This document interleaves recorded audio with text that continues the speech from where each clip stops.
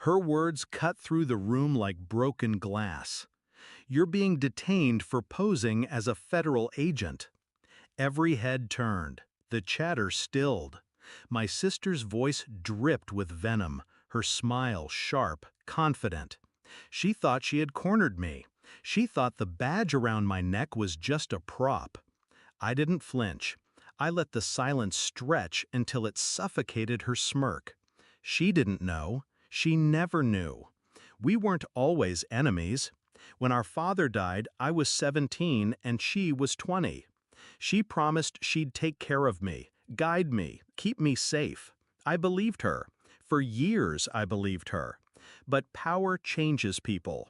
When she married into money, she stopped calling me her brother and started treating me like her competition. Every success I earned, she tried to stain. Every step forward, she found a way to drag me back. Her favorite weapon was doubt. Whispering to relatives, "He's reckless, he lies, he plays soldier." And they believed her because I stayed silent. I thought silence was strength. I was wrong. The first time I saw the rot clearly, I was already in the service. I had earned my badge, my clearance, my place. Yet she still told people I was just a wannabe, that I forged my way in.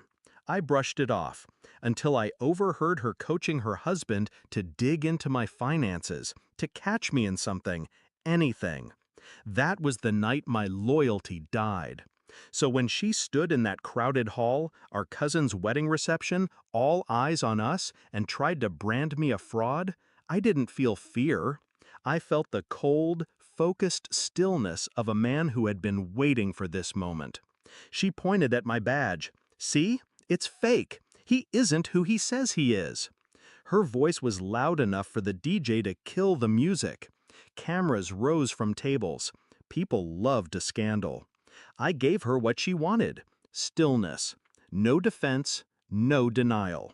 I let the suspicion grow, because what she didn't know was that her downfall had already been set in motion weeks ago. I'd started with her husband. A few discreet pulls of financial records revealed offshore accounts, shell companies, fraud so sloppy it was almost laughable. Then I traced the money trail back to her. She wasn't just complicit. She was the architect. She had been laundering through charities, skimming from community grants, hiding behind her perfect smile. I collected it all. Not just the paper trail, recordings, witnesses, hard evidence. Quietly, meticulously. The kind of evidence that couldn't be waved away as rumor. And I didn't keep it locked. I placed it in the hands of the people who couldn't ignore it: internal affairs, federal auditors, state investigators. Still, I waited, because revenge isn't about exposure, it's about timing. That wedding was perfect. The room full of power brokers, judges, and reporters. She had chosen the stage, thinking she'd humiliate me. She had no idea she was stepping into her own trap. I let her rant, let her spin her narrative of me as a liar, a fraud, a disgrace to the uniform. Guests whispered. Some frowned at me, others at her. Then I pulled a single envelope from my jacket and placed it on the table between us. "Funny thing," I said calmly, "about fraud." Her smirk faltered. "You've been running yours for years." I nodded to the envelope. "Those are the first 50 pages. The rest are already in federal hands." Her face drained. She reached for the envelope with shaking fingers, then stopped herself. Because she knew if she touched it, she'd reveal the panic clawing at her chest. "Lies," she hissed. "All lies." But the whispers had changed. The tide had shifted. People knew. They smelled the truth bleeding out of her. The call came before dessert was served. 3 unmarked cars pulled up outside the reception hall. 2 agents entered, suits sharp, voices clipped. They didn't look at me. They walked straight to her.